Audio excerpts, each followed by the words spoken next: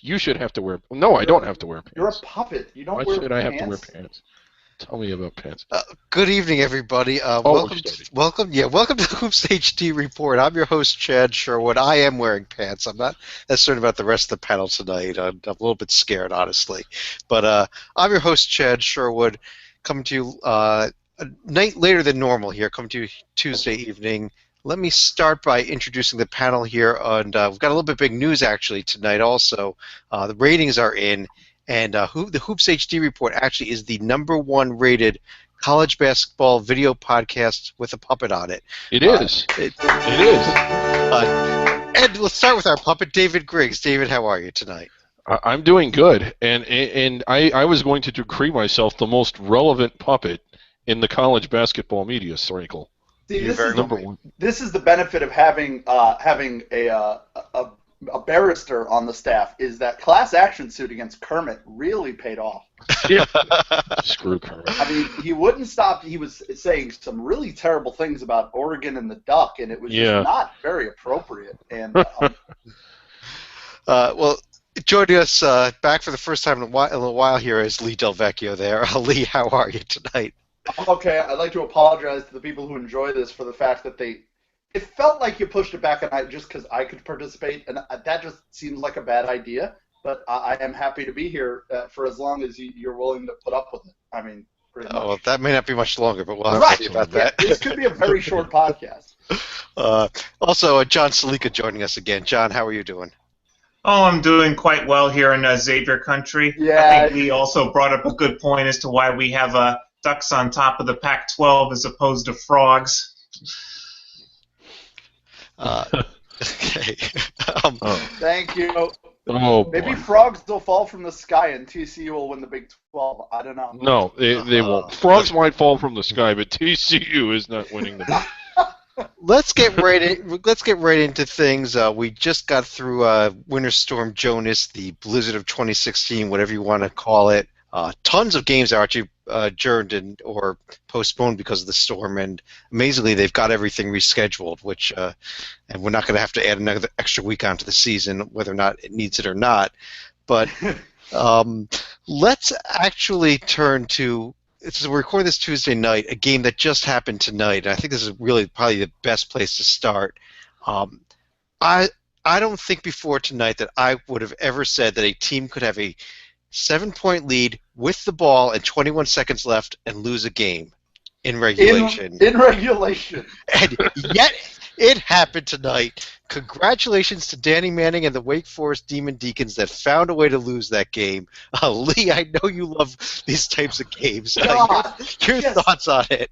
God, Danny and the Miracles. Holy hell. I mean, I was indisposed this evening from watching college basketball. I will up between 7 and 9 p.m.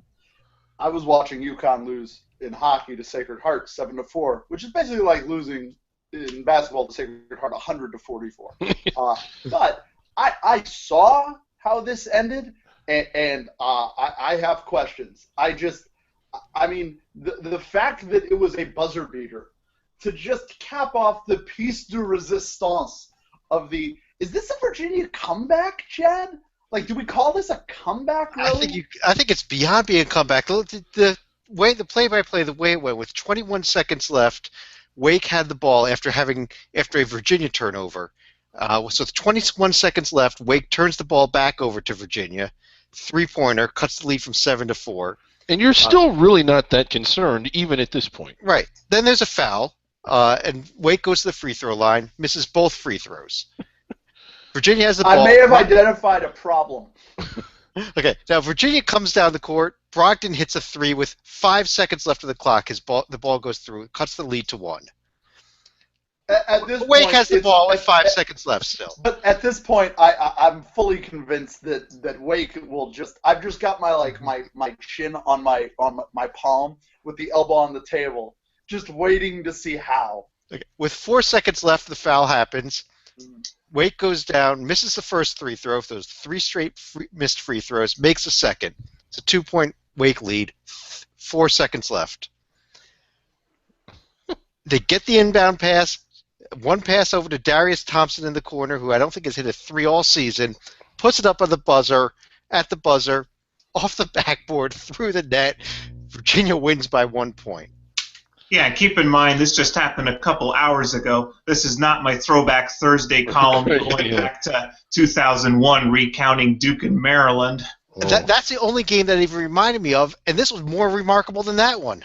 Well, the one that it immediately reminds me of, when you tell me he hasn't hit a 3 all year, it reminds me of one of my favorite NCAA buzzer beaters of all time, the Georgia Tech USC, the holy mackerel shot in Milwaukee, where the kid who hit the shot for Georgia Tech, who of course I can't remember his name off the top of my head.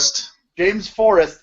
He had made a few threes the year before, but actually in 1991-92 he hadn't hit a 3 all year. And look, I love Bobby Cremins and all, but I still am trying 20 years later to figure out why the hell that was what they drew up. Okay. But, there was a more incredible buzzer beater last night, though. I will say that. Well, let me correct Darius Thompson. It's his first three-pointer since December 22nd. He does have 11 of them on the year, but it's the first one of 2016. I'll put it that way. And I was the guy preseason who was I wasn't the first guy. It might have been John that said, I kind of like this Wake Forest team this year. I kind of think they might make noise. And they're just they're a postseason band now for me. I can't. No, you have to learn. We have to potty train this team first before I won't put them in the tournament. Wow. But last night, to be fair, Lee, I spoke out for NC State, not for Wake Forest, but that's another story. You can't all be winners. But did you gentlemen happen to see how Appalachian State lost to Georgia Southern last night? Yeah, that was rather remarkable. That's why you don't foul. App State hits 2 free throws to go up 3 with 5 seconds left. They don't foul. The Georgia Southern kid, about 35 feet out, puts up a 3, is clearly fouled, hits the 3 with 8/10 of a second left, hits the free throw, and Georgia Southern wins 101-100. Well, now in App State's defense, they were not actually trying to foul; they're just trying to let the shot go. But the kid just had total brain cramp and ran at him for no reason, and that was the problem there. But the thing, it proved why you need to foul. If they just were trying to foul, he never gets. Why you don't foul? I watched John's Big East back in the day. I'm not saying I want blood on the court there, but he's not getting a shot off. Okay. Well, you want to talk about blood on the court? I think that's a good segue to a game that there should have been fouls and there should have been blood on the court. And Eastern Michigan and Ball State. This is Hoops HD report, by the way, but this is so noteworthy that we have to have it on the Hoops HD report. John, you want to tell us what happened at the end of that game? I know you followed that. Yeah, suffice it to say, it was at the end of, I think it was the second overtime. Both teams got away with a traveling call. Both teams stepped out of bounds. It wasn't called. But both teams were trying to foul each other. They were throwing each other around the court. I mean, it was a wrestling match. There was more hitting at the end of Eastern Michigan Ball State basketball than the football games have ever had. I mean, it's And I wondered live if the official, but it happened. I don't think this happened because the change of possession, in air quotes, happened so quick. I wondered if the official didn't want to call a jump ball and have, quote, the arrow decide the game. Because there's a change of possession. The team who's up 3 has the inbounds pass. Sorry, John, I cut you off. Doesn't get fouled. Ball State just goes in and just friggin' football tackles the ball away and puts up a 3 and wins the game. Yeah, the refs were certainly impartial on that final possession. I can't take that away from them. My theory was that it was the end of the second overtime, and they just wanted the clock to run down because they were ready to go home. But there was still 10 seconds left here. I can understand that with 1 second left. I've seen it before with 1 second. 10? Yeah. I mean, it was absurd. It was remarkable. I've never seen anything like that ever, as far as just the officials just decided not to do anything. Well, there was fallout now. 2 of the officials that did that game have been suspended for 2 games by the MAC. And will not be officiating the Mid-American Conference tournament. I love how in the release they won't name the officials, even though because they say it's 2, so you have to guess. Well, I mean, I have a 2 in 3 chance of guessing which one is right. Like, we know who officiated the game. And the other thing that stood out to me for that is, and you've all watched games where the refs at the end of these games know when teams are trying to foul, and they're usually really quick with the whistle, which I don't like because it can lead to fouls being called where it really would have been a turnover. This was the polar opposite. This was like the officials standing up and declaring, no, there's martial law. Do whatever you want. This is Aussie rules football. I've never seen anything like it. I'm glad the MAC, they quickly made a statement. They quickly acted. They acted on it, which is better than some conferences. My only issue, and I'm not trying to, the officials screwed up. Whatever. These aren't bad people. But, can you name the officials? It's not having accountability when the officials, and there was some back dealing with, you better not name us or we'll never work your games again. You got to have full accountability there. Well, let's see. We'll take a look at that three-man crew and see which one of them works the game later on this week. It's not like it's someone that really wanted to find out is not going to be able to find out either. But. Yeah, I don't think they should have. I think it would have been more fun than suspending them, making them have to do Northeast Conference games instead, they're relegated or something. They have to do the next. I believe it's CCSU Mount St. Mary's. I would have been there. I would have loved to see what bad officiating could have added to that little melting pot of crap. Well, we do want to get right into the major conferences here and keep things moving. And another game that happened tonight, two games that happened tonight in the Big East, a pair of pretty entertaining games. The later game, we just watched Xavier with a real nice road win at Providence. Earlier, Creighton pretty much blew the game against Georgetown, and Georgetown kept their postseason hopes alive. John, you're the Xavier guy. Let's start with that game. Your thoughts on Xavier pulling out this, perhaps their best road win so far? Yeah, so we're right where we were when where we thought we were when the season began, with Villanova number 1, Georgetown number 2, and Xavier number 3, right? Yeah. Except the path to get to there has been a rather weird one. So this is already Xavier's second game this season with 2 top 10 teams, and they've actually won both of those games, although one of them is going to have an asterisk now because that was at home against Butler.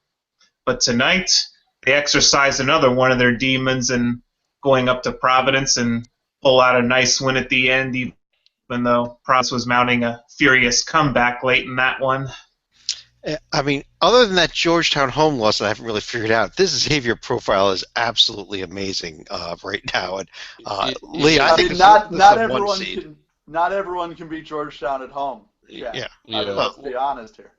It is remarkable, and tonight I think it was the best win on it. This was.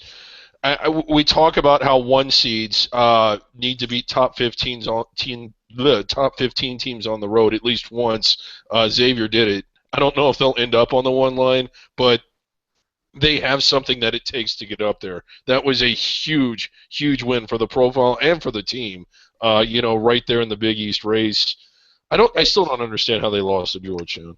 If you don't believe how important James Farr was, go back to about the 5-minute mark when he fouled out and Xavier's lead started to erode.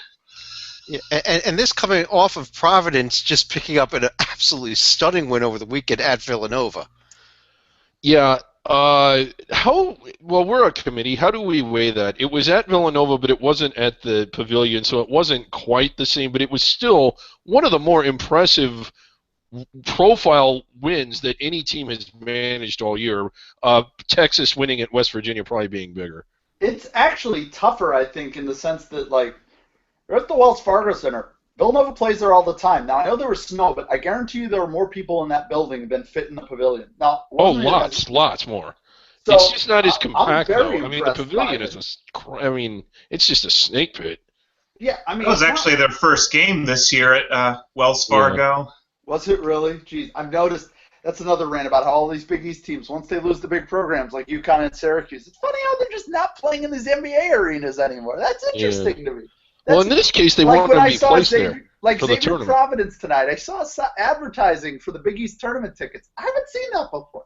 But, no, I thought, when you have a guy like Chris Dunn, and they're not a one-man team, the biggest mistake you can make about Providence is thinking this is just Chris Dunn. You guys know it. Ben Bentel is phenomenal. Rodney Bullock has been a great inside presence for them. Bentel and Bullock have taken such huge steps forward. But when you have a guy like Chris Dunn, you can absolutely go in and win games like this. And I was just so impressed by the way Providence was able to go into a weird situation. The game got postponed. They were, stuck in a blizzard, and they came out. They had a lot of energy right from the opening tip. They played very well. They played very high tempo. It was a 76 possession game. Any game in the Big East that doesn't involve Seton Hall being over 74 possessions, that's a sign that you're getting out and running. And this is a team that really, I think, can run a lot more than it's shown this year just because they have the horses. And tonight they lost at home to a very good Xavier team. But that shouldn't take anything away from that Nova win. That is like you were alluding to, David, I think that's one of the better wins anybody has this year. Yeah. Odd thing about Providence, 3 losses all at home. And one of them was to Marquette. It's a little odd that, and Chad made the comment in the email thread, it was hilarious, they're road court heroes.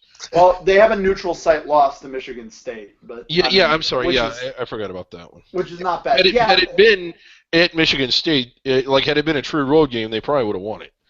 Yeah, you're going to get those happen. I think in Providence's case, even though, Marquette and Seton Hall, the good news for them is those teams, even though they're Marquette's towards the bottom of the Big East, Marquette's going to get a couple of people in the Big East. It probably won't just be Providence. Yeah. And Seton Hall is, I think they're an underrated team personally. So I'm not that worried about those things. I think it's more of a quirk in their schedule. It's been weird for them in that now they have so much attention and they're playing so well. It's taken longer than you would think for them to get big crowds at the Dunkin' Donuts Center, to get people to buy in, because it's a fan base that's been tantalized in the past, dozen years, but they're finally realizing that it's legit, and they're starting to turn out. And tonight, it's a shame that a great crowd didn't get them over the finish line, but they're going to have a big crowd for that Nova rematch on February 6th, which is their next home game. And they've just got to negotiate, a tricky couple of games on the road here. With the game at Georgetown is tough, and the game at DePaul, which is just don't blow up in your own face. Don't lose at DePaul. David, let me get your thoughts on one other team here in the Big East, though. This Georgetown team did get the win tonight over Creighton. Really playing a lot better since we got into Big East play. Sitting here at 6-2 in the conference, tied with Xavier for second place. Have they turned the corner? I'd say so. Seeing them at the beginning of the year, they opened the season with a loss to Radford. And then they had the loss at Georgetown, at Maryland, but they played really well against a really good team in a really hostile environment. But, the losses to Asheville and the losses to Monmouth, Georgetown has played more Big East games than they did bye games, yet they have fewer Big East losses than they did losses in bye games. It really is a bizarre-looking team. I think they've turned it around, but I think they still have a long ways to go before you could say that they're not sweating on Selection Sunday. That is one, you kind of just shrug it off. Everybody stubs their toes every now and then, but to have 3 of them, and with the exception of Monmouth, Radford is pretty bad, and so is Asheville. Well, this is Georgetown's remaining schedule here, real quickly. Home against Providence, at Butler, at Seton Hall, home to St. John's, at Providence, Seton Hall, Xavier, Butler at home, at Marquette, at Villanova. Other than that St. John's home game, every one of those would be a quality win. Yeah. So they're going to have their chances. Yeah, they're going to have their chances. I just don't think they're there yet. I like this team. I like a few things about them. They're a much bigger team than I thought. I got to watch them in person. They're very big, but they are inexperienced, and they are not very deep. And that's going to be the problem for them, I think, in the long run. And that's the sort of thing that could hurt them against a Xavier, against a Butler, against a Providence, teams that, while maybe not overwhelmingly deep, are certainly deeper. I think Georgetown's got the smallest rotation of the top Big East teams. That's the only concern I have about them. And also with the remaining schedule, the road trips are all brutal. They have to go. This might be the toughest remaining schedule in the Big East. I haven't checked, but it's pretty brutal. You have to go to Butler, like you said, Chad. You have to go to Butler, to Seton Hall, to Providence, to Villanova, to Marquette, which will not be easy. There's plenty of opportunities, but if they go a realistic, I'm trying to count, which is always dangerous. They have 10 games left. If they go 5-5, that wouldn't even be that bad, but that puts them at 11-7 in the Big East, and it puts them at 18-13. that is bubble city. Like Yeah. that's the concern for them, and I don't think it's unrealistic to say. I mean, that's what Ken Pomeroy projects. Also, they'll finish at, but it's good. The key for them is making sure that none of the 5 losses are to teams that ended in 8 Johns. I think. Well, I think if you're 4 games over 500 in this Big East this year, it's a hell of an argument, and maybe enough to overcome Radford and Asheville. But let's keep moving here. John, let me bring you back in here. I want to move over to the Big 12, and looking at the Big 12 standings right now, I'm seeing something that I don't know that I've seen in years, and that is Kansas not in first, not in second, not even in third, but tied for 4th place. Is this finally the year from what we've seen so far that the Jayhawks will not finish at the top? Or on the other hand, are we looking at a conference where one game in the loss column separates 6 different teams and it's just going to be a free-for-all? Yeah, just holding serve at home is not going to be good enough for Kansas this year, especially when you've already lost at places like Oklahoma State, Iowa State, and West Virginia. Or at Oklahoma, they've already gotten a notable win at Baylor. So that's going to be one difference right there, especially since road wins have been probably harder to get in the Big 12 than the Pac-12 or the Big East, as we saw tonight. Yeah, David, Texas winning at West Virginia may be, among the best road wins in the Big 12 conference all season, and clearly puts Texas right in the mix of things, doesn't it? Oh, for sure. It's one of the best wins that anybody's managed anywhere all season. I mean, that was a great win. But to answer the question, I don't think Kansas wins it this year. I think it's Oklahoma's conference. The thing about Oklahoma is that they've already played at Iowa State and they've already played at Kansas. Yeah. So they've got 2 of the brutal pits behind them. They still got to go to West Virginia. But this Oklahoma team is so good. I know that there's snake pits, but I think they can win at Kansas State. I think they can win at Texas Tech. I think they can win at they already won at Baylor. I think that Oklahoma will actually run. I don't want to say run away with it, but I don't think they're going to lose more than 4. Yeah, I would agree on that. I think after that it's very bunched up and very good. I don't think, I know Kansas has struggled, but I mean, if they don't win it this year, it's an incredible accomplishment what they've done, and it's not like they will have choked it away. This conference is brutal. But the problem for Kansas is they've had one of the softer conference schedules so far. And so it only gets tougher from here for them. And they've already got the 3 losses in the bank. Meanwhile, Oklahoma's had one of the tougher conference schedules so far. And, I mean, it's just a shame, though, Drew, that there isn't a dominant team in college basketball this year. But you know what's going to happen with Kansas this year, even though they may not win the Big 12. This will probably be the one year where they actually do make a Final Four or a deep NCAA run for a change. Yeah, but David loves that. Loves hearing that there's no dominant teams in college basketball. I guess Oklahoma just isn't on television. Well, that drives me nuts because everybody's like, there's no Kentucky this year, there's no dominant team. To put this into perspective, last year's Kentucky team was dominant. I'm not saying they weren't, but they did not go through this type of schedule that this Oklahoma team is going through. Last year's Kentucky team played one true road game against a protected seed, and it was Louisville, who was barely a protected seed and arguably shouldn't have been. Oklahoma is playing, they're going to West Virginia, to Baylor, to Kansas. Like, those are games that are a lot harder to win than probably winning an Elite Eight or a Final Four game or even a national championship game, because you're playing against the top 10 team. You're playing them in front of an atmosphere that is suffocating towards you and supportive towards them, and you're playing them on a floor and in an arena and in an environment that they are very familiar with and that you're not. That's 3 things that work hugely in their favor and against you.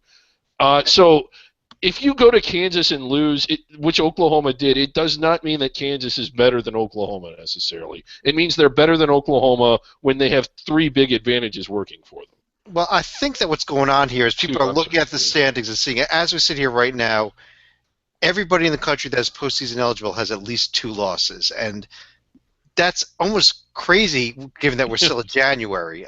But again, what are Oklahoma's losses? It's at Kansas and at Iowa State, 2 of the best teams in the country along with them. So, I agree with you. And meanwhile, they've won at Baylor, they've beaten Villanova. It's just amazing. They flew 3,000 miles twice. Yeah. One of those times They took Villanova into a small Army gym, and they did very inappropriate things to that team. They beat them so badly, and that is a 1 seed that they did that to. Oh, if you think there isn't a dominant team in college, by the way, they might have the best player in the country. Yeah. It's amazing how brands work, because Oklahoma historically is a very good basketball school. It's a very big college sports school. But, I mean, if that was Duke or North Carolina, people would be losing their who's going to beat Oklahoma. Like, Yeah. I'm wondering who's going to beat Oklahoma. I think there's other good teams, but, just because nobody's 34-0 this year doesn't mean there isn't a dominant team. Well, there might be one team out there that could beat Oklahoma, and David, I know you were very high on them for the past few weeks, and I have finally fully come on board with you over in the Big Ten. The Is Iowa Tim Miles in the? Oh, wait a minute. The Iowa Hawkeyes, not Tim Miles, now 9 straight, I think it's 9 or 10, 9 straight victories since the loss to Iowa State, undefeated in conference, sole possession of first place now that Indiana lost tonight. This is a pretty good team, I think. Very good, and they just keep getting. I think that Iowa started things off in a game that didn't count, losing an exhibition game, which I think we were kind of like, oh my God, what's wrong with Iowa? They went to the Advocare Classic as an unranked team and finished 7th, and I just think people just started to ignore them. And even when they went to Iowa State and built up a 20-point lead at Iowa State, the reaction after that game that I had, admittedly, was, well, man, they blew that. That just goes to show you how good they're not. It turns out they are really good. I mean, there's no shame in losing that game, although they arguably should have won it. I think now it says more to how good they can be when they play up to their ceiling. Winning at Michigan State, beating Michigan State at home, winning at Purdue, and they just keep winning. This is a very, very, very good Iowa team. And they win comfortably in those games, too. Yeah. I mean, they were dominant at Michigan State. They were dominant against Purdue. They were dominant over Michigan. They've not messed around. They've got a test, John, coming up Thursday night here. They're going to be at Maryland, a Maryland team that desperately needs a win against any top 50 team, and a top 10 team would be even better. Well, they've got one. Damn. Yeah, because Maryland is going to have a couple tests of their own coming up. Iowa's going to be number 1, and then Maryland has to go to Ohio State, who's going to be looking for revenge after the Terrapins blasted the Buckeyes about a week and a half ago. Yeah, but you look at Maryland's profile right now, UConn is probably the only win they have against a team that definitely looks like it's the field, and that's just because UConn's being projected as the American champion. Yep, and they had a chance to get it in Michigan State and blew it. Yeah, they only have the 3 losses, and they're at Michigan State, and at North Carolina, none of which are bad losses by any means, but right. You need to do something, don't you, here? I think I was going to go out there and beat them. I really do. It makes it really difficult for Maryland's climb up the protected seeds is what it does, Chad. They end up with a profile that's good, but they don't have the carrot that you can use to put them above an Iowa, above a Villanova, above an Oklahoma. That's the problem, is that they can win all those games except the top 50 ones and be, a 4 or a 3, which isn't a bad seed, but it also tells you what's going to happen if they get to a second weekend. You're going to be facing one of those teams. Yeah. And I think what's helped for Maryland is that, Diamond Stone is really coming along as projected, as just a dominant force inside. But it does suck for them and for college basketball fans that this is the only time these two teams will play in the regular season. But at least we get Iowa, Penn State twice. Right. And, and I guess we're moving on to Tim Miles now. Yeah, well, before we get to Tim Miles, we're just going to hold off on him 1 second because I want to discuss a little bit about the Pac-12. We've got a conference here. The Conference of Champions. The conference, though, that there are 10 teams that have very strong cases right now that in a field built right now they should be in it. And these teams are going to keep playing each other and nobody's going to be able to knock each other off here.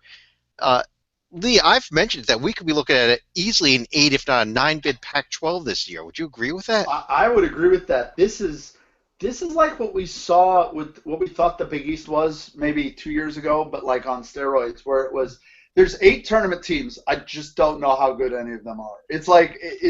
I think these teams are good, but has a conference ever gotten to 8 teams where 6 of them were lower than the 7 line? I agree with you. We could be looking at 9 bids, 7 of which are bubble teams that are close to the bubble. They're going to be all wearing nobody's going to be wearing white on day one, but they're all going to be in the mix. There's a lot of good teams. I don't like to say I'm skeptical about Oregon. I think we're going to learn something with them on Thursday, and to be honest, at Arizona, that's a game Oregon should win because Arizona is so shorthanded at this point. Their season, I think Arizona's season could be not on the verge of collapse, but all the makings are there for this to turn really bad for Arizona. Between injuries and the fact that on the road they look really shaky now, albeit against good teams. But this is a great chance for Oregon to go in and get a really name win on their resume because I'm pulling up their resume right now. They do have the win at Utah, which I think this Utah team is very underrated, actually. So. I agree with that. I actually think their best win right now is overall. It's either the win at Utah or if you really like USC, which I do, but that's just aesthetics. That's a home win. But other than that, the win at against Baylor home is good, but it was it was November 16th. I just don't think all these teams are going to hold on for the simple reason it's just when you play a game, both teams can't win. Well, it's going to be interesting to see who loses games to the curtain of distraction and Washington State. Because somebody's going to, and that's going to just be a killer. Well, let me put you back in here. This Utah profile. Actually, not only do they have the win, they won at Colorado. They have the neutral court win over Duke, a neutral court win over Texas Tech. They also have a neutral court win over Temple, a win at Washington. That's what I like about this Utah profile. That's why I think this is a very underrated profile. I don't know what your thought is on it, though. Yeah, and I've mentioned this on the email thread as well. This was the first time that someone actually swept a 2-game road trip in the Pac-12 this year when Utah got wins at Washington State and both Washington. I think Utah is only one of 4 teams in the Pac-12 that have really separated themselves, with Arizona, USC, and Oregon being the others. I actually agree. Like, I was really critical of Utah prior to this past week, but because they didn't have any really true road wins, it hadn't really looked good. But you look at it now. They have the win at Colorado. That's a really good win. The win at Washington, I don't know if Washington's going to hold on. John just alluded to them. Washington's tough to beat at home. They went in there and did it. I like this profile a lot more. I think it's just when you add 1 or 2 road wins like that, in my opinion, it changes the entire complexion of a profile. Right. Only thing is, Washington's going to have to hit the road this week, so. Yeah.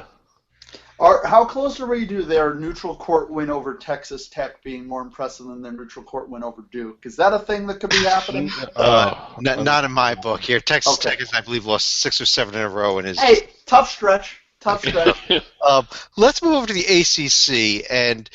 David, I want to start with you here. You made a point earlier, and you made it a lot, that to be a number 1 seed, you've got to go out and beat top 10, top 15 teams on the road. And I think that's a very good generalization. It is a generalization. I also think beyond Oklahoma this year, and maybe now Xavier with the win tonight at Providence, you just don't have the teams that have done that. And Iowa. Iowa. Okay, so there's 3, but you've got to get to 4. If you're counting 1 seeds, you've got to get a 4th one. And what about the North Carolina Tar Heels? Is this a 1-seed profile with their best true road win being at Florida State? Now it probably isn't, but the season's not over for them yet, and the schedule is kind of backloaded. I think that they're a lot better than their paper, but they're going to Louisville. I know Louisville might not be they really don't.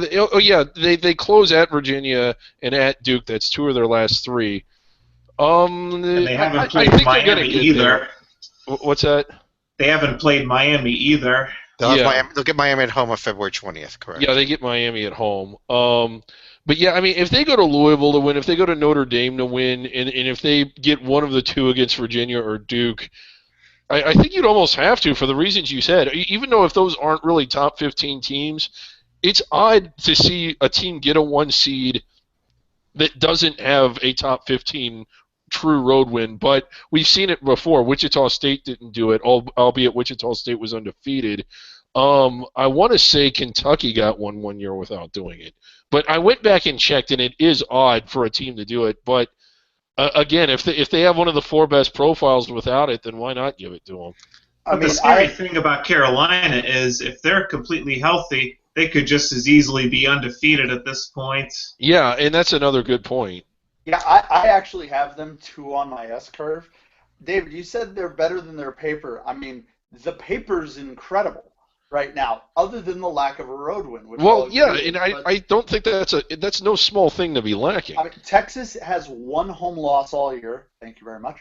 And Northern Iowa, if nothing else, has shown that they can be a very tough team for big name programs to go in and play on the road. And they were without Page for that game. Right. I mean, I don't. The lack of a top 15 road win to me comes down to a scheduling disagreement. But to be honest, I'd rather see them playing at Northern Iowa than a neutral site game at the Garden against a top 15 team, just on principle. Just because I like seeing that they were willing to go out there and they took an L, and you know what? It's gonna happen again. They won't stop scheduling road OOC games. I'm not faulting them for playing those games or even losing them for that matter. I'm just pointing out that when you look at it categorically, which I know I always say we should never do with our committee, but they don't have something that 1 seeds typically have. I mean, that's all I'm saying. I agree. I look at it more as it's weird for historical reasons. I still think that this is right now a definite 1 seed for me. They're just Kansas did it 1 year. They got up there without a big There's so many top 100 wins on their resume, and I think that comes down to when you've got this. I mean, we joke. I do think Oklahoma's a dominant team, but when you've got so many teams, I don't think it's mediocrity in college hoops. I think there's a lot of good teams. Yeah. I think there's only 1 or 2 elite teams. I think this might be one of them. But when you have a lot of good teams, that means that they're losing games, which makes it very hard to be in the top 15. Yeah. So, I mean, they've got their chances to – I expect them to get at least one of those at some point. I really like this. I wouldn't be surprised if they won out, honestly. They're really good. I mean, if they win out, I have to make them number 1 overall, I think. Even if Oklahoma won out. They're not as good as Oklahoma.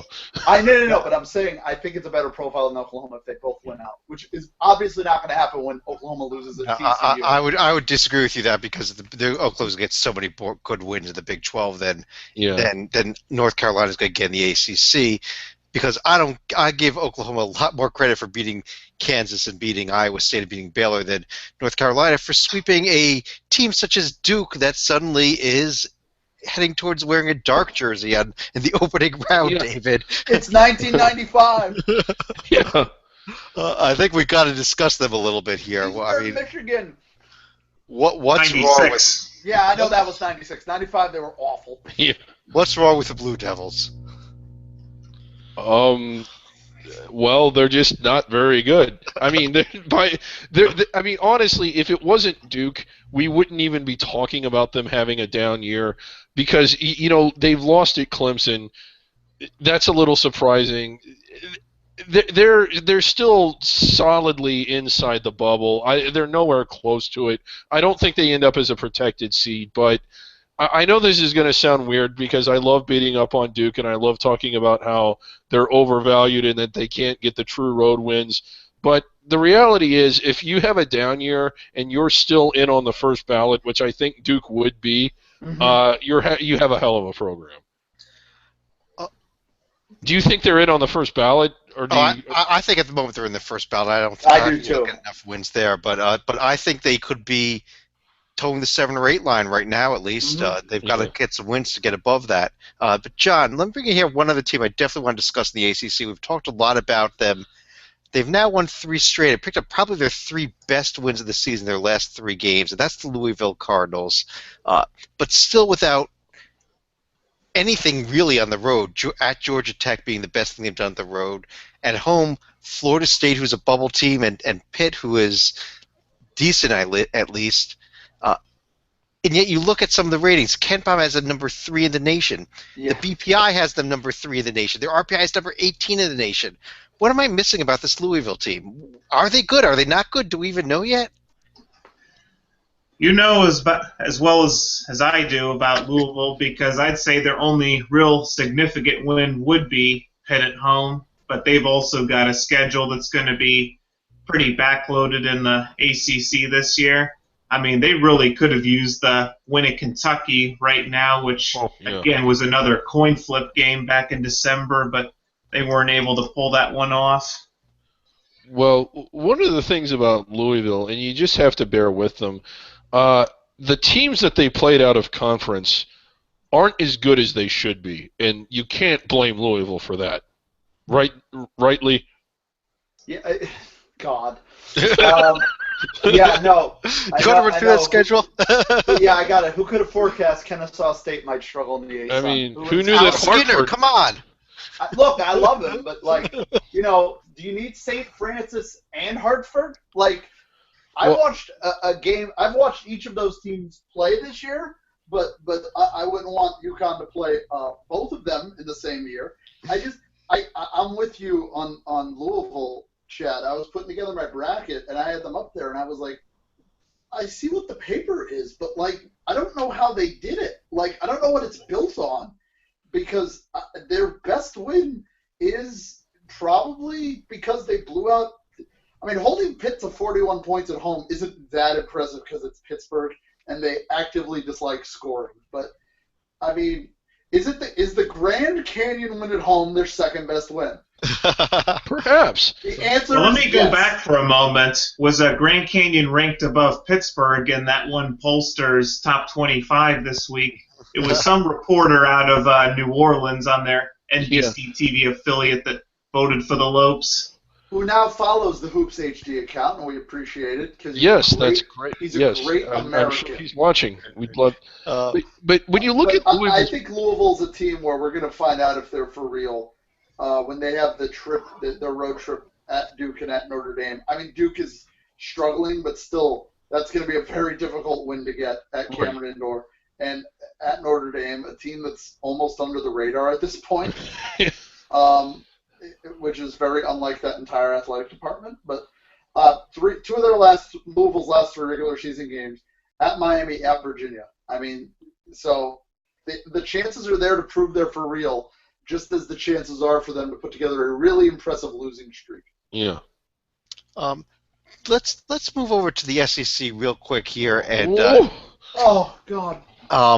And I made this case during our bracket rundown last week. I'm going to stick with it. I don't know that anybody is playing better than Nation right now than this Texas A&M team. They're not getting the national attention that they deserve.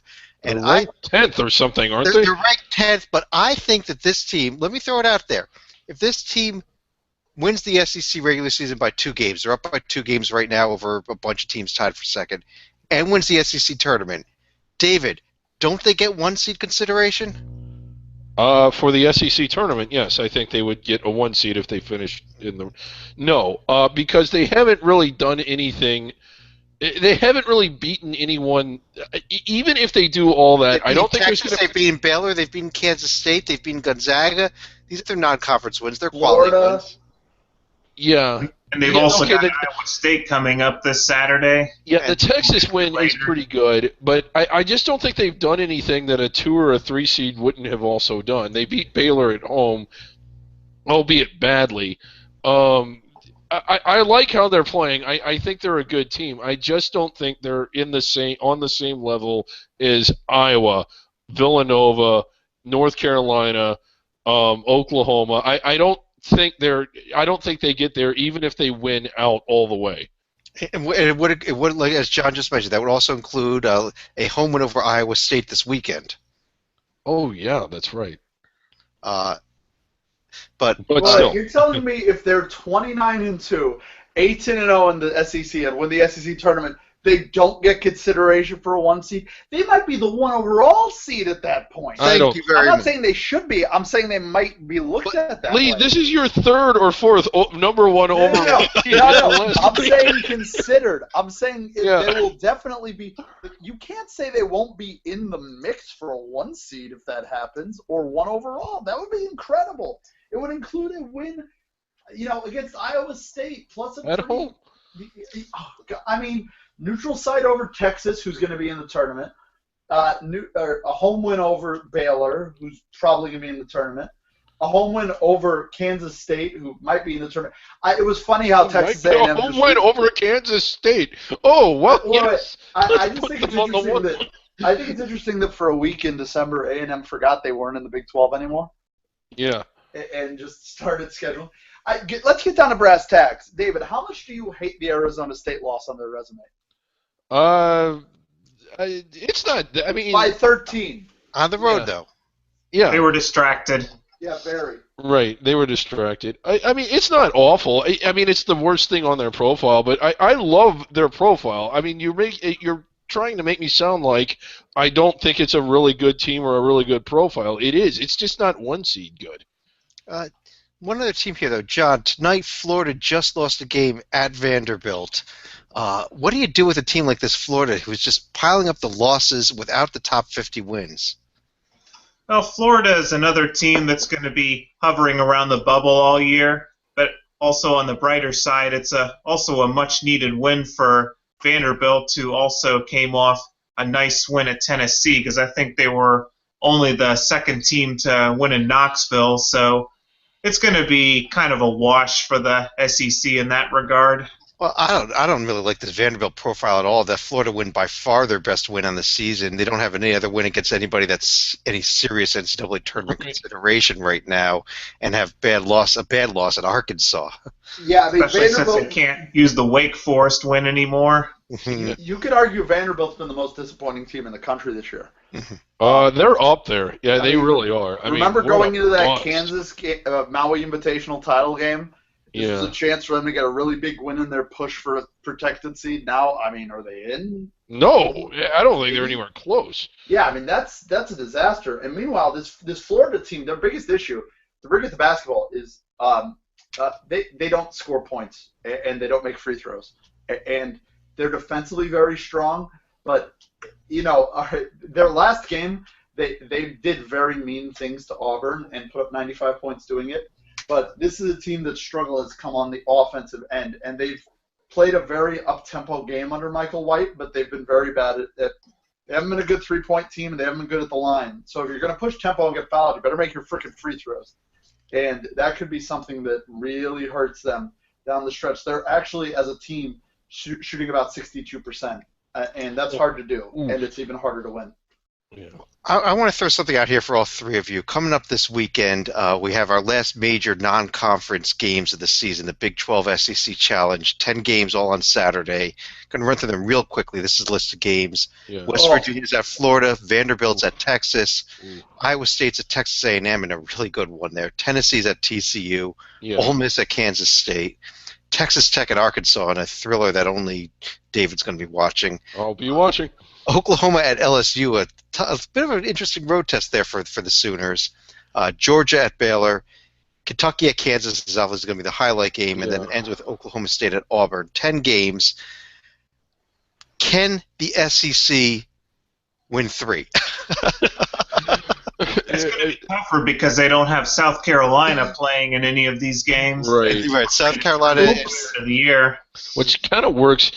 Also, no Kansas, Missouri here. Yeah, this is an interesting event, and I know Lee knows about when the Hardwood Challenge, and that was Big 12, Pac-10 started. The thinking was they needed showcase games or like brand name games in November and December to help boost attendance. And it worked. I mean, they were filling their arenas when they otherwise wouldn't have against name opponents. Now the thinking is, well, this event needs more attention. So, like an event that was begun to bring attention to November and December has been moved to January to bring more attention to the event. I can't quite figure that one out. But here's an interesting idea. What if a conference decided to have a mid-season challenge like this, but didn't schedule the games in advance? You didn't know, sort of like the Bracket Buster, you don't know exactly who you're going to play until a week or two out. What do you guys think? I think it's very doable. I don't think it will happen. Literally, it's the Bracket Busters, but a lot less up in the air. Yeah. It's one of these 10 teams in pretty much this area of the country. It's a walk in the park. I think it could absolutely happen. I think the problem forget about not knowing who you're going to play. The fact that South Carolina isn't able to tap in here for, I mean, my game of this is obviously Tennessee TCU. I mean, that's for me. That's my marquee game. Yeah. What a friggin' contest that one should be. Holy crap. But the shame for me is really that could be doable, but I don't know if it'll happen. The thing that should be doable is at the very least being able to, flip one or two teams in.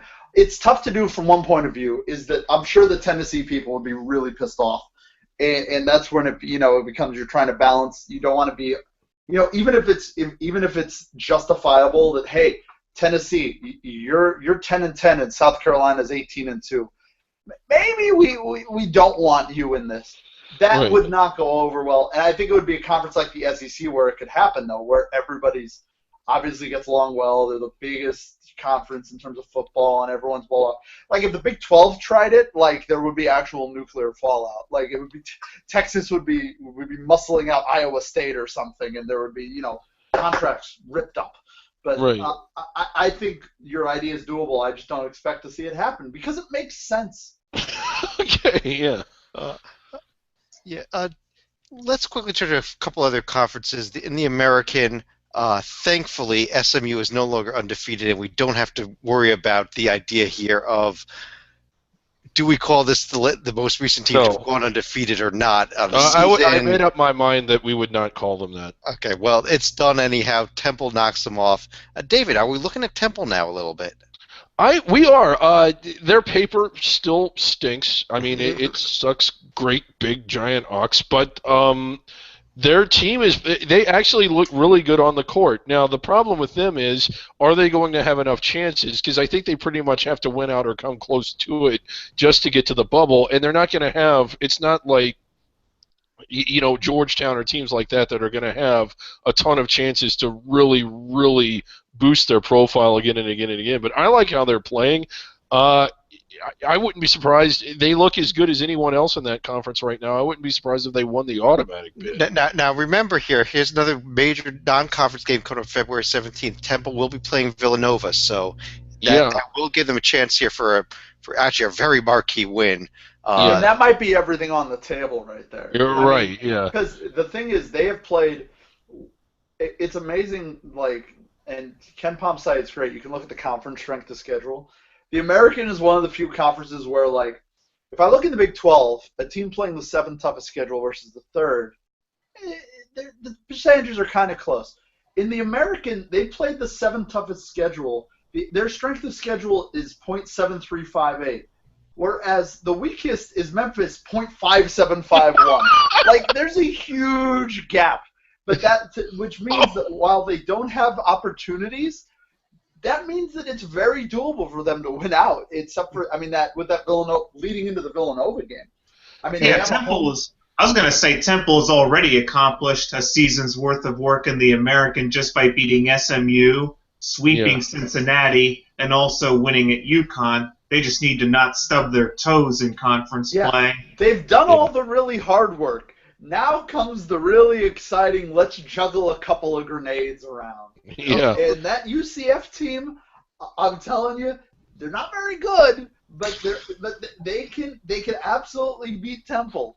Taco Fall and the big boys are a team to be reckoned with for them down the stretch. They face them twice. Yeah. They've got UConn at home. They've got Villanova at home. A trip to Houston, which could be tricky, and a trip to Tulsa. They have that road trip pretty late, but I don't think they're going to make the tournament. But I think Temple, even though they have a week remaining schedule, they still have the ability to get in without having to straight up win out, just because there's a UConn game, a Villanova game, and Tulsa. Tulsa could be. They play them twice. That could be a top 50 win, maybe. Yeah. Yeah, we've got a big game actually coming up this week in the American between Cincinnati and UConn, but let's I'll be there. Let's quickly mention the Atlantic 10. John, ECU undefeated, still leading the way in the A10. Are you sold on the Rams team at this point? Yeah, I'm definitely sold on the Rams in terms of their NCAA chances, but they're also going to have a big game coming up this Friday. They do go to Davidson, who is starting to pick up a little bit of steam with their win at Richmond on Monday night. I mean, the Wildcats still have a long way to go, but I wouldn't sleep on Davidson if they somehow find a way to knock VCU from the ranks of the unbeaten in A10 play. Right, Davidson undefeated at home this season. David, I know that's one of your favorite stats, so this will going to be a real nice win for them, even though it's not going to be over a tournament team. Right, it would be, yeah. And the first to 100 wins. That is going to be a very watchable game. Very watchable. Two high-paced teams that just want to run all night. I like this VCU team a lot. Yeah, VCU will occasionally play defense. What I've seen of Davidson, they do not. I mean, it's just not worth the effort. 247 in defense on Ken Pom. Oh, boy, that's awful. David, Wichita State is back in the top 25 as we expected they would be this week. Huge game, though, at Evansville coming up this weekend. Yeah, it is. Evansville, they lost badly to the Trees over the weekend. I think they're done, Chad. I know that that's under the radar talk, but it's still going to be – I think that it would be a really nice win for Wichita just because of how strong Evansville is at home, getting back to that stat. I'd really like Wichita State to make up their mind if they're good or not. Yeah. They drive me up a freaking wall trying to seed them. I think they're good. I think you got to really take that Advocare games with a grain of. I agree with Chad. You really can't look at them very seriously with fans having played any of those games, and still that was an amazing field at the Advocare too. So none of them were really bad losses. So I do like this Wichita team. I think they're going to be solidly seeded come the NCAA tournament, even if they do slip up in the Missouri Valley. Their best road win is at St. Louis.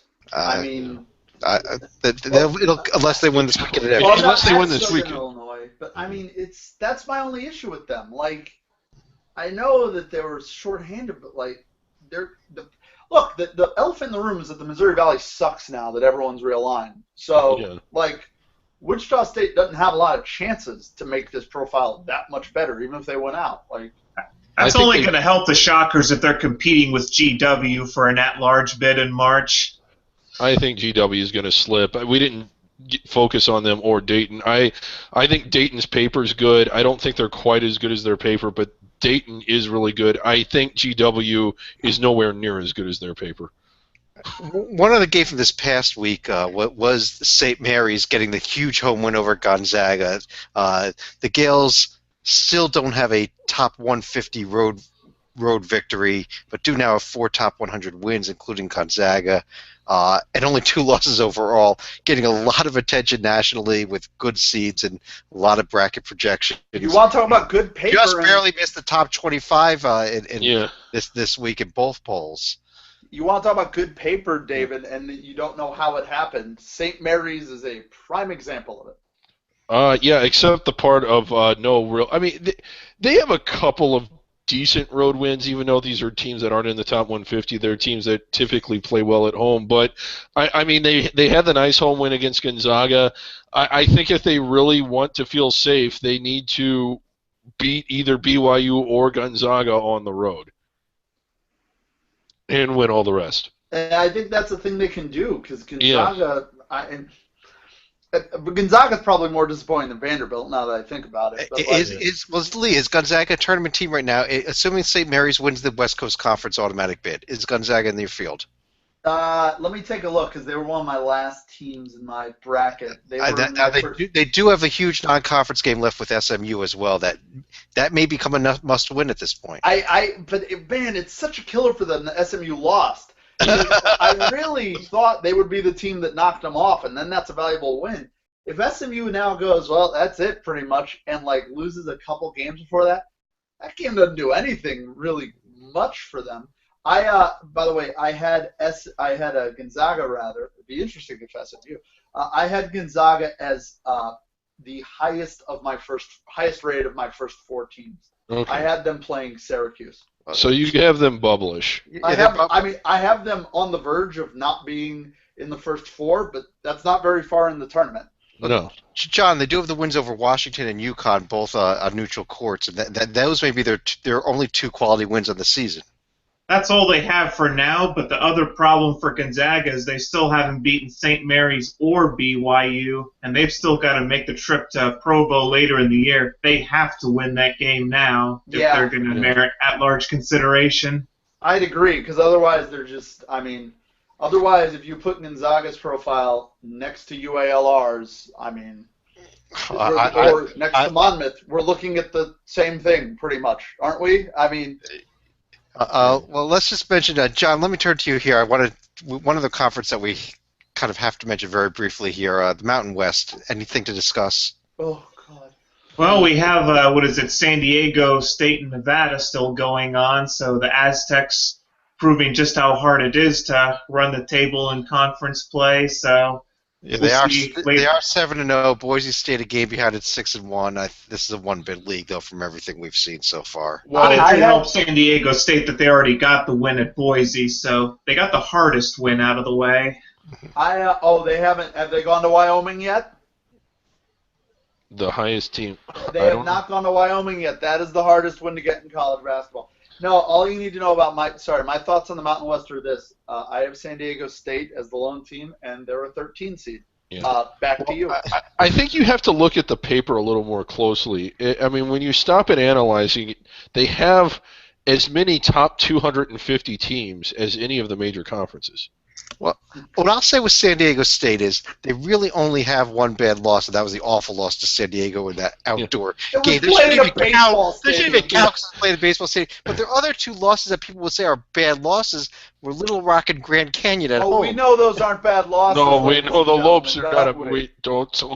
But you can't say that about the Lopes. So if the Aztecs can win out, can literally go undefeated or only one loss in Mountain West play, and make it to the Mountain West Championship game, lose there to Boise, there's an argument that could be made, I think, for them.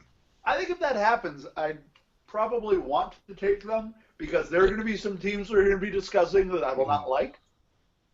But one other thing I noticed when I did a bracket, I don't know if you guys have seen this, it's in this year where there's seems like less dominance at the top, even though I think Oklahoma is absolutely an elite dominant team.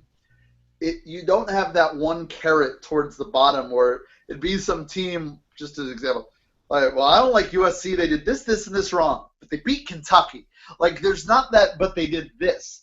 Yeah. So it leaves us with a lot of teams that I think actually are good on the bubble, but at the same time, they don't have that one real standout performance. So, my question is, would you rather a team have one standout performance that you could argue is an aberration or just consistently solid and not too many awful losses? I like the latter, but that's kind of the UCLA versus St. Mary's argument almost. I would throw those two types of resumes out there. I don't like either of those teams. St. Mary's has a ton of wins, nothing great.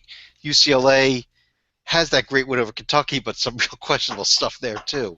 Or Washington, the same thing with Oakland and UC Santa Barbara at home. Washington's way more than UCLA. Oh, my God. Am I really going to have to do the UCLA thing 2 years in a row? Do I have to be right about them a second year? No. Where they were comfortably in and you all were like, they're not in. They're not like – They were the classic – that was an all-time no bad loss resume. Like, I didn't think they were a good team. They weren't. There's so many of those resumes I think we'll see this year where there's not going to be really brutal losses. And it's just going to be like, those teams you're going to put in. They're going to be in. We won't. And when in doubt, look at the Ken Palm ratings the 2 days before Selection Sunday to see who gets in. Well, speaking of looking at ratings or looking at things as hints as to how teams get in, if you want to play the X-Files theme here, John, David's got a really good one on the selection committee. I do? On something that you noticed about all the teams whose ADs are on the selection committee. Oh, yeah. Okay. So go ahead, David. Okay. Sorry, I hit the wrong file. Okay, yeah. I didn't think you actually had it. Okay. Right. So you look at Oklahoma, and they played about 5 or 6 out-of-conference games away from home. Granted, some of that was in an exempt tournament. They went to Hawaii in a true road game, which was part of that tournament, and they went to Memphis. You have LSU, who went to College of Charleston for a true road game. You had Creighton, which was odd. They went to Loyola, and this is a Creighton team that typically doesn't play a lot of road games. Going to Loyola, you have Michigan State, who went to Northeastern, and who went to Oakland. And I know Oakland is a little bit traditional, but still, all these people have members on the selection committee. I don't know what happened to John. He got tired of listening to us. But I'm not saying it's aliens, but Right. it's aliens. Don't forget that UNC Asheville, who has their athletic directors on the committee, and they played in the entire Big South season this year. Yeah, they went on the road, all the Big South. But when you look at some of the power, like from the committee members from power conferences, it seems to be this: have you gotten your cupcake road win this year? And it makes me wonder. I just noticed that. I mean, it just seemed like everybody on the selection committee, or every team who has representations on the selection committee, scheduled a road game that you normally don't see power programs or power teams schedule. Is it the aliens? It's interesting, and you wonder that these aren't thoughts that these athletic directors brought back from last year's committee meeting. Right. Hey, Yeah. this is what they valued. Go schedule this game, coach. Yeah. I mean, I like it from the point of view. I think teams should do that. Like, sacrifice one home bye game against like Coppin State, and go play like at Siena in Albany. Like, Yeah. you're gonna win that game.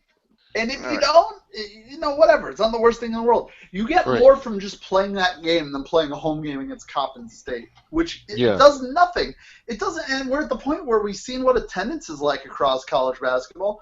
Fans aren't stupid. They're not just going to show up for that game because there's nothing to watch. Right. Go play the game at Siena. Get the huge ratings boost by playing a road game, especially when you probably win by 5 to 10 points, and then that just is golden for you as the season goes on. So Just don't lose the game like LSU did, but or like North Carolina, but North Carolina lost it, and they'll be Yeah. all right. Yeah, North Carolina lost it. And then look at Georgetown. They'd have been better off playing those games on the road. Yeah. I mean, even if they lose them, at least it doesn't hurt them as bad. Right. I mean, yeah, LSU's problem isn't that they lost that game. It's that they lost about 8 other games. Yeah. But on that note, actually, I want to move to the final thoughts, and I'm going to start with myself tonight because we were just discussing LSU. And my final thought, actually, a little bit of news that came out this week here, where Shaq kind of says that he was joking around, made it basically a comment about how much money he got paid to go to LSU. And while it's been 20 years, you wonder if the NCAA doesn't start taking a little bit closer look at things here. And if LSU really is not going to make the tournament this year, David, maybe they should declare themselves ineligible just in case. Yeah, just in case. Yeah. David, any thoughts? I'm just glad that SMU lost. I had kind of made this comment in the article, but they said that it ruined their perfect season. You can't have a perfect season when you're ineligible for the postseason. I mean, that is the opposite of perfect. Perfect is getting to go. And even had they won out, I'm not saying that it wouldn't have been notable, but it isn't historic. It would have been actually, we had Kentucky do it last year. We had Wichita do it the year before that. I want to say St. Joe's did it. It's not like we've never had a team go unbeaten during the regular season going into the conference tournament. Well, So St. Joe's, I don't yeah, think there would have been anything special had they run the table. And now that they didn't, I don't feel sorry for them. John, you're back with us. Any final thoughts for the evening? Yeah, I thought teams from the SWAC learned from Southern's mistakes in the past couple of years as it related to APR issues, but now apparently Alabama A&M is having issues of their own, which is going to result in revised APR scoring. So we'll have to see by the end of the summer whether or not their student athletes are going to be eligible for postseason play in fall sports, and it would be a shame if they're not eligible because of front office shenanigans that their players don't have any control of. Yeah. And Lee, finally. Well, John kind of alluded to it, but this is something that, Chad, I have to thank you for bringing to my attention. In the SWAC, the job that Sean Walker has done to make Grambling just acceptably bad. They are sitting right now at 3-4 in the SWAC after a 2-game losing streak, which means they have 3 SWAC wins. And Ken Pom projects them to finish at 9-21. This is a program that was about 7 miles away from winning 3 games in the SWAC. And they're starting to get it turned around. They're starting to get, the APR house in order, the facilities such as they are. We saw it with the football team protest 2 years ago. It's tough for them to get any public money in Louisiana. But they're starting to turn it around, and the SWAC as a whole has actually had, I think, a really nice year. It's above another conference that I want to actually close with, the Northeast Conference.